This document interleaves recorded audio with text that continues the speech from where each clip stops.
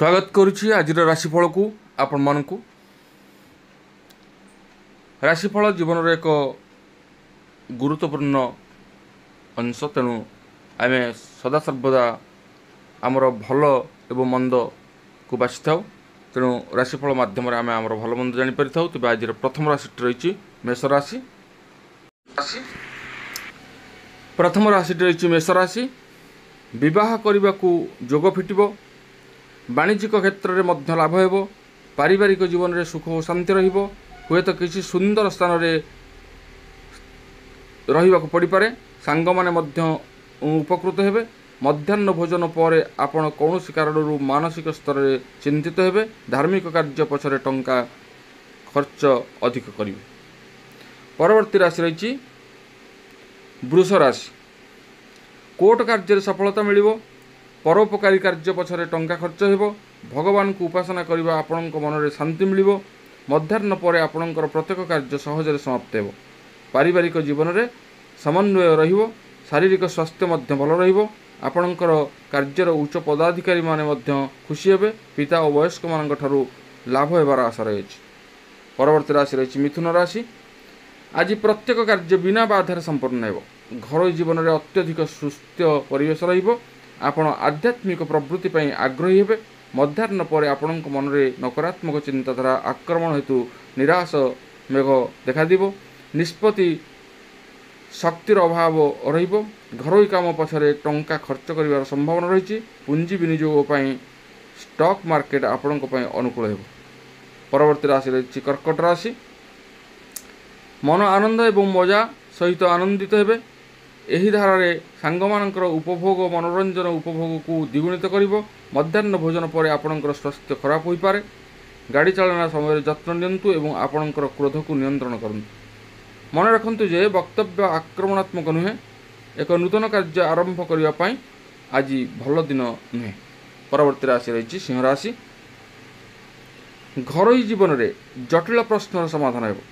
यह सहित आपण प्रकृत संपत्ति सहित जड़ित कार्य सहित मुकाबला करने को पाइबे।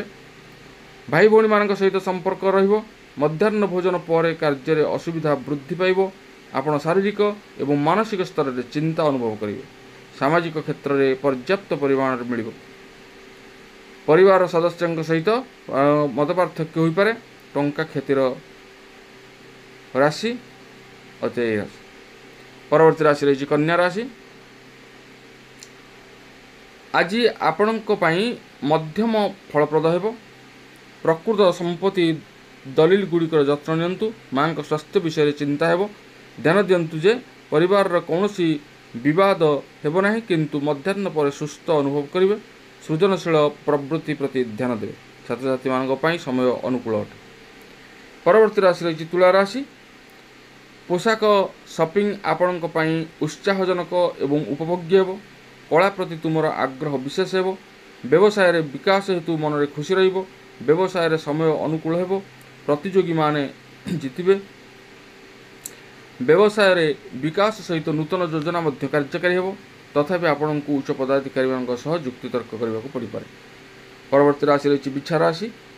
आज मन आध्यात्मिक चिंताधारा एवं प्रवृत्ति रे नियोजित हेबो। तथापि छात्र छात्री माने पढ़िबा एवं लेखारे एकाग्रता बजाय रखिबा आवश्यक।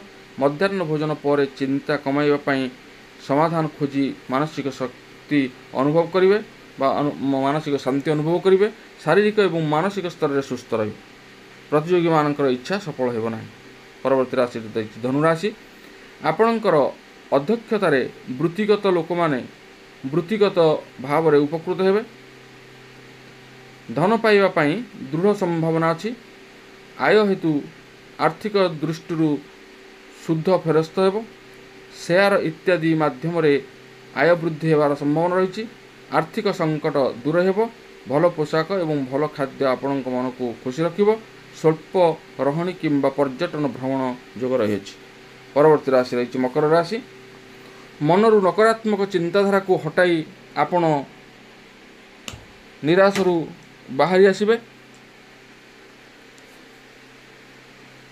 आउ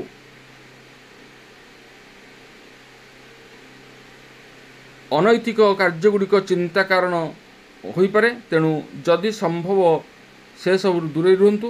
କୌଣସି ସ୍ଥାନାନ୍ତରଣ ହେବାର ଅଛି ହେଲେ ଭଲ। ମଧ୍ୟାହ୍ନ ଭୋଜନ ପରେ ଭଲ ଟ୍ରେଣ୍ଡ ଅଛି, ତେଣୁ ମଧ୍ୟାହ୍ନ ପରେ ମାନସିକ ସ୍ଥିତି ହ୍ରାସ ପାଇବ। ପରବର୍ତ୍ତୀ ରାଶି ରହିଛି କୁମ୍ଭ ରାଶି। ଆଜି ଆପଣ ବ୍ୟବସାୟର ବିକାଶ ପାଇଁ ଅଧିକ ଧ୍ୟାନ ଦେବେ। ନୂତନ ଯୋଜନା ଏବଂ ଚିନ୍ତାଧାରା ନୂତନତ୍ୱ ସହିତ ବ୍ୟବସାୟ ପ୍ରଗତିର ଆଡ଼କୁ ଗତି କରିବ। ତଥାପି ସଫଳତା ବିଳମ୍ବ ହୋଇପାରେ। ମଧ୍ୟାହ୍ନ ଭୋଜନ ପରେ ଏକ ବ୍ୟବସାୟ ଅନୁକୂଳ ପରିବେଶ ସୃଷ୍ଟି ହେବ। ସମାନ କାମ ପାଇଁ ବାହାରକୁ ଯିବାର ସମ୍ଭାବନା ମଧ୍ୟ ଥାଇପାରେ। ପଦୋନ୍ନତି ମଧ୍ୟ ହୋଇପାରେ। ପରବର୍ତ୍ତୀ ରାଶି ରହିଛି ମୀନ ରାଶି। ବ୍ୟବସାୟ ଆଶା କରାଯାଇଥିବା ସଫଳତା ହାସଲ କରିବାର ସମ୍ଭାବନା ଅଧିକ। ଆୟ ବୃଦ୍ଧି ପାଇବ। ମଜା ଏବଂ ମଜାଦାର ଧାରା ଦିନସାରା ଜାରି ରହିବ। ଆଜି ଆପଣ ଘର ସାଜସଜ୍ଜାରେ ନୂତନତା ଆଣିବେ। ଆଜି ଘର ସାଜସଜ୍ଜା ପାଇଁ ବ୍ୟବସ୍ଥା ମଧ୍ୟ ପରିବର୍ତ୍ତନ ହେବ। ଯାନବାହନର ଆନନ୍ଦ ମଧ୍ୟ ମିଳିବ।